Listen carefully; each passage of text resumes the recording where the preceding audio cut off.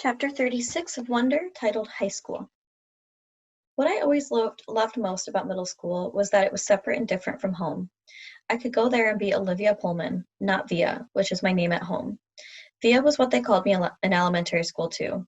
Back then, everyone knew everything about us, of course. Mom used to pick me up after school, and August was always in the stroller. There wasn't a lot of people there who were equipped to babysit Augie, so Mom and Dad brought him to all my class plays and concerts and recitals, all the school functions, the bake sales, the book fairs. My friends knew him, my friends' parents knew him, my teachers knew him, the janitor knew him. "Hey, how you doing, Augie?" he'd always say and give Augie a high five. August was something of a fixture at PS 22. But in middle school, a lot of people didn't know about August. My old friends did, of course, but my new friends didn't. Or if they did, it wasn't necessarily the first thing they knew about me. Maybe it was the second or the third thing they hear about me. "Olivia? Yeah, she's nice. Did you hear she has a brother who's deformed?" I always hated that word, but I knew that that's how people described Augie. And I knew those kinds of conversations probably happened all the time outside of earshot. Every time I left the room, at a party, or bumped into groups of friends at the pizza place. And that's okay. I'm always going to be the sister of a kid with a birth defect. That's not the issue. I just don't always want to be defined that way. The best thing about high school is that hardly anybody knows me at all, except Miranda and Ella, of course, and they don't go around talking about it. Miranda, Ella, and I have known each other since the first grade.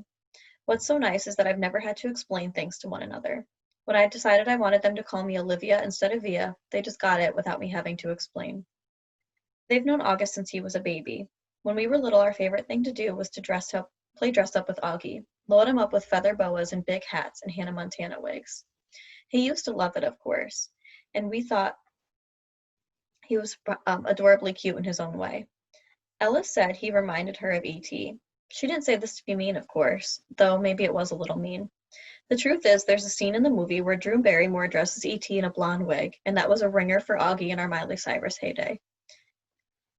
Throughout middle school, Miranda, Ella, and I were pretty much our own little group, somewhere between super popular and well-liked, not brainy, not rich, not jocks, not druggies, not mean, not goody-goodies, not huge, not flat.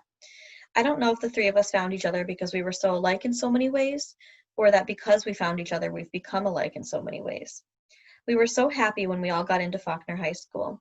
It was such a long shot that all three of us would be accepted, especially when no one else from our middle school was. I remember how we screamed into our phones the day we got our acceptance letters. This is why I haven't understood what's been going on with us lately. Now that we're actually in high school, it's like nothing how I thought it would be.